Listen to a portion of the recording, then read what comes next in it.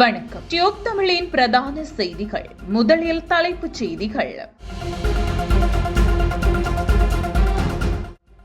நேற்றைய தினம் 42,000க்கும் அதிகமானோருக்கு கோவிட் தடுப்பூசி செலுத்தப்பட்டுள்ளது. ஜனாதிபதியிடம் நியமன கடிதத்தை பெற்றுக் கொண்டார் வடக்கு மாகாண ஆளுநர். மாகாண சபை தேர்தல்களை விரைவில் நடத்துவதற்கு தேவையான சட்ட ரீதியான திருத்தங்களை பாராளுமன்றத்தில் முன்வைப்பதற்கு பரிந்துரை. 20வது திருத்தத்தை நீக்கி 19வது திருத்தத்தின் கீழ் ஆட்சியை முன்னெடுக்க வேண்டும் என்கிறார் லக்ஷ்மன் கிரியல்ல. எரிபொருட்களின் விலையையும் அதிகரிக்கும் சாத்தியம். டெல்லியில் தீவிரவாதிகள் தாக்குதல் நடத்த வாய்ப்புள்ளதாக இந்திய உளவுத்துறை எச்சரிக்கை. தென்மேற்கு பருவக்காற்று தமிழகத்தில் நீடிக்க வாய்ப்பு.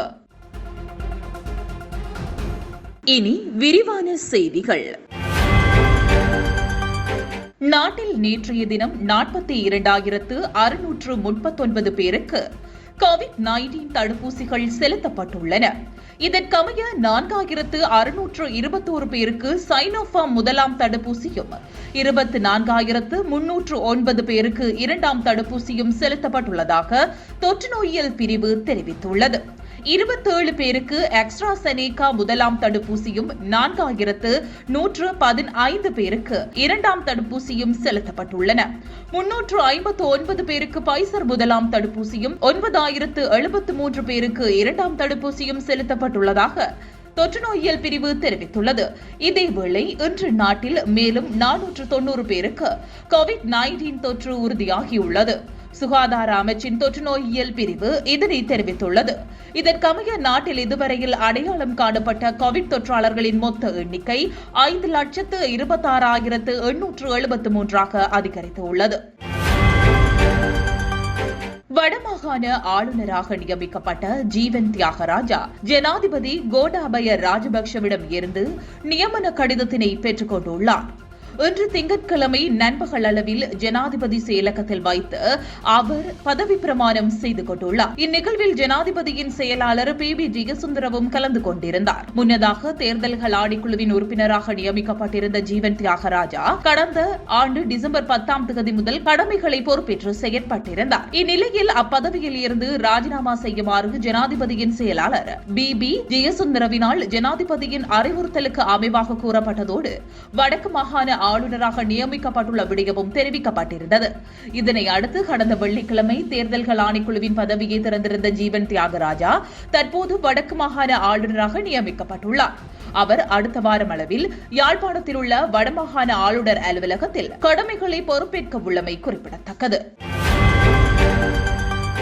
மாகாண சபை தேர்தல்களை விரைவில் நடத்துவதற்கு தேவையான சட்ட ரீதியான திருத்தங்களை துரிதமாக மேற்கொள்வதற்கு தேர்தல் சட்டங்கள் மற்றும் தேர்தல் முறைமை தொடர்பான பொருத்தமான சீர்திருத்தங்களை அடையாளம் காண்பதற்கும் தேவையான திருத்தங்களை பரிந்துரைப்பதற்குமான பாராளுமன்றம் விசேட குழு தீர்மானித்துள்ளது. பாராளுமன்ற விசேட குழு கூட்டம் அதன் தலைவர் சபை முதல்வர் அமைச்சர் தினேஷ் குணவர்த்தன தலைமையில் இடம்பெற்றது.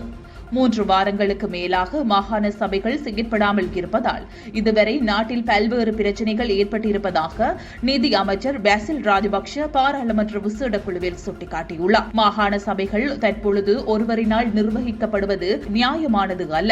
தற்பொழுது உள்ளூராட்சி மன்றங்கள் பாராளுமன்றமும் செயற்பட்டு வருகின்றன. மாகாண சபைகள் மாத்திரமே செயற்படாத நிலையில் காணப்படுகின்றன. இதனால் மாகாண சபை தேர்தல்களை விரைவில் நடத்துவதற்கு நடவடிக்கை எடுக்கப்பட வேண்டும் என நிதி அமைச்சர் வலியுறுத்தினார். தற்போதைய நிலையில் பழைய தேர்தல் முறையில் மாகாண சபை தேர்தலை நடத்த நடவடிக்கை எடுக்க வேண்டும் என குழு உறுப்பினர்கள் சுட்டிக்காட்டினர். மாகாண சபை தேர்தலை நடத்துவதற்கு தேவையான சட்ட திருத்தங்களை அடுத்த ஆண்டு ஜனவரி மாதத்தில் பாராளுமன்றத்தில் முன்வைப்பது பொருத்தமானது என பாராளுமன்ற விசேட குழுவின் தலைவர் சபை முதல்வர் அமைச்சர் தினேஷ் குணவர்த்தன தெரிவித்தார். அந்த திருத்தங்களை மேற்கொள்ளும் பொழுது நியாயமான பெண் பிரதிநிதித்துவம் வரும் வகையில் நடவடிக்கை எடுக்க வேண்டியதன் அவசியம் தொடர்பிலும் குழுவில் கலந்துரையாடப்பட்டது. கலப்பு தேர்தல் முறை நாட்டிற்கு ஏற்றது என்பது பெரும்பாலானோரின் கருத்து என குழுவின் தலைவர் இங்கு குறிப்பிட்டுள்ளார். குழுவில் சாட்சியமளித்த பெரும்பாலான அரசியல் கட்சிகள் மற்றும் சுயேட்சை குழுக்கள் அந்த கருத்தில் இருப்பதாகவும் அவர் சுட்டிக்காட்டியுள்ளார். தேர்தல் சட்டங்கள் மற்றும் தேர்தல் முறைமை தொடர்பான சீர்திருத்தங்களுக்காக முன்வைக்கப்பட்ட பிரேரணைகளை ஆராய்வதற்கான நிபுணர்கள் குழுவும் பாராளுமன்ற விசேட குழுவில் அதன்போது யோசனைகளை முன்வைத்துள்ளன. இந்த குழு கூட்டத்தில் அமைச்சர்களான நிமல் ஸ்ரீபாலடி சில்வா, பவித்ரா தேவி பண்டியாராட்சி, பாராளுமன்ற உறுப்பினர்களான ரஞ்சித் மத்தும பண்டார, அனுர திசாநாயக்க, மனோ கணேசன், எம்.ஏ. சுமந்திரன், மதுர விதானகே, சாகர காரியவம்சம் ஆகியோரும் கலந்து கொண்டிருந்தனர் என்பதும் குறிப்பிடத்தக்கது. இலங்கையில் மனித உரிமைகள் மற்றும் சட்டவாட்சியின் கோட்பாடுகள் பாதுகாக்கப்பட்டால் மாத்திரமே சர்வதேசத்தின் வரவேற்பினை பெற்றுக் கொள்ள முடியும். தனிநபர் ஒருவரிடம் மாத்திரம் அதிகாரங்கள் குறிப்பிடப்பட்டதன் மூலம் இதனை செய்ய முடியாது. எனவே அரசியல் அமைப்பின் 20வது திருத்தத்தினை நீக்கி 19வது திருத்தத்தின் கீழ் ஆட்சியை முன்னெடுக்க வேண்டும் என்று ஐக்கிய மக்கள் சக்தியின் பாராளுமன்ற உறுப்பினர் லக்ஷ்மன் கிரியல்ல அரசாங்கத்தை வலியுறுத்தினார். கொழும்பில் உள்ள எதிர்க்கட்சித் தலைவர் அலுவலகத்தில் இன்று திங்கட்கிழமை நடைபெற்ற ஊடகவியலாளர் சந்திப்பில் கலந்து கொண்டு கருத்து தெரிவிக்கும் போதே அவர் இந்த விடயத்தினை தெரிவித்துள்ளார். இது தொடர்பில் அவர் மேலும் தெரிவிக்கையில், அரசியல் அமைப்பு என்பது பாராளுமன்ற தெரிவுக்குழுவினால் உருவாக்கப்பட வேண்டியதாகும். ஆனால் 20வது திருத்தம் ஜனாதிபதியின் வழக்குகளை விசாரித்த சட்டத்தரணிகள் நால்வரால் உருவாக்கப்பட்டுள்ளது. எனவே 20வது திருத்தத்தினை நீக்கி 19வது திருத்தத்தின் கீழ் ஆட்சியை கொண்டு சென்றால் மாத்திரமே சர்வதேசத்தின் வரவேற்பினை பெற முடியும். ஐக்கிய நாடுகள் மனித உரிமைகள் பேரவையிலும் ஐரோப்பிய ஒன்றியத்திலும் ஏற்கனவே தோல்வியடைந்துள்ளோம். எதிர்காலத்தில் என்ன ஆகும் என்பதை கூற முடியாது. எனவே மனித உரிமைகளையும் சட்டவாட்சியின் கோட்பாடுகளையும் பாதுகாத்து சர்வதேசத்தின் வரவேற்பினை பெற்றுக்கொள்ள நடவடிக்கை எடுக்குமாறு வலியுறுத்துகிறோம் என அவர் தெரிவித்துள்ளார். சமையல் எரிவாயு, பால்மா, சீமெந்து உள்ளிட்ட பொருட்களின் விலையேற்றத்தை தொடர்ந்து இலங்கையில் வெகு விரைவில் எரிபொருட்களின் விலையும் அதிகரிக்கும் நடவடிக்கை எடுக்கப்பட்டுள்ளது.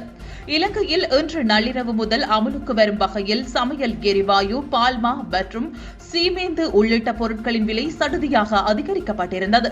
மேலும் இந்த அதிகரிப்பை அடுத்து பான் உள்ளிட்ட பேக்கரி உற்பத்திகளின் விலையும் அதிகரிக்க நடவடிக்கை எடுக்குமாறு பேக்கரி உரிமையாளர்கள் சங்கம் அரசாங்கத்திடம் கோரிக்கை விடுத்தது.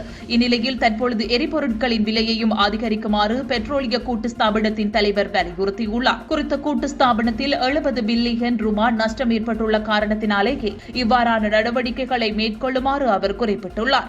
இதனால் எதிர்வரும் நாட்களில் எரிபொருட்களின் விலையும் உயர்வடையலாம் என தெரிவிக்கப்பட்டுள்ளமை குறிப்பிடத்தக்கது. இதேவேளை ஒரு ராத்தல் பானின் விலை 5 ரூபாவால் அதிகரிக்கப்படும் என பேக்கரி உரிமையாளர்கள் சங்கம் தெரிவித்துள்ளது. இன்று நள்ளிரவு முதல் குறித்த விலை அதிகரிப்பு அமுலாகும் என பேக்கரி உரிமையாளர்கள் சங்கம் அறிவித்துள்ளது. ஏற்கனவே கொத்து, ஃப்ரைட் ரைஸ், பால் தேநீர் மற்றும் உணவு பொதி என்பவற்றின் விலைகளை 10 ரூபாவினால் அதிகரிக்க உணவக உற்பத்தியாளர்கள் சங்கம் தீர்மானித்திருந்தமை குறிப்பிடத்தக்கது. தொடர்பது வெளிநாட்டு செய்தி. டெல்லியில் தீவிரவாத தாக்குதல்கள் நடத்தப்படலாம் என இந்திய உளவுத்துறை எச்சரிக்கை விடுத்துள்ளது. தற்போது பண்டிகை காலம் என்பதால் இந்த சந்தர்ப்பத்தினை பயன்படுத்தி தீவிரவாதிகள் ஊடுருவலாம் எனவும் இதனால் அவதானமாக செயற்பட வேண்டும் எனவும் அறிவுறுத்தப்பட்டுள்ளது. இதனை அடுத்து மக்கள் திரளாக கூடும் இடங்களில், வழிபாட்டு தலங்களிலும் போலீஸ் பாதுகாப்பு அதிகரிக்கப்பட்டுள்ளதாக இந்திய ஊடகங்களில் செய்திகள் வெளியிடப்பட்டிருக்கின்றமை குறிப்பிடத்தக்கது. தென்மேற்கு பருவமழை இன்னும் 10 நாட்கள் வரை நீடிக்க வாய்ப்பு உள்ளதாகவும் அதன் பிறகே வடகிழக்கு பருவமழை ஆரம்பமாகும் எனவும் சென்னை வானிலை மையம் தெரிவித்துள்ளது. வளிமண்டல மேலட்டு சுழற்சி மற்றும் வெப்பசலனம் காரணமாக நீலகிரி, கோவை, சேலம், திருவண்ணாமலை, கடலூர், விழுப்புரம் மற்றும் டெல்டா மாவட்டங்களில் இன்று திங்கட்கிழமை இடியுடன் கூடிய மழை பெய்யும் என எதிர்பார்க்கப்படுகிறது. இதுகுறித்து வானிலை ஆய்வு மைய இயக்குநர் புவியரசன் கூறுகையில், தற்போதைய நிலையில் வடக்கு அந்தமான் மற்றும் அதையொட்டிய பகுதியில் கிழக்கு வங்கக்கடல் பகுதிகளில் குறைந்த காற்றழுத்த தாழ்வு ஏற்பட்டிருப்பதாகவும் அவர் குறிப்பிட்டுள்ளார். இத்துடன் டியூப் தமிழின் பிரதான செய்திகள் நிறைவடைகின்றன.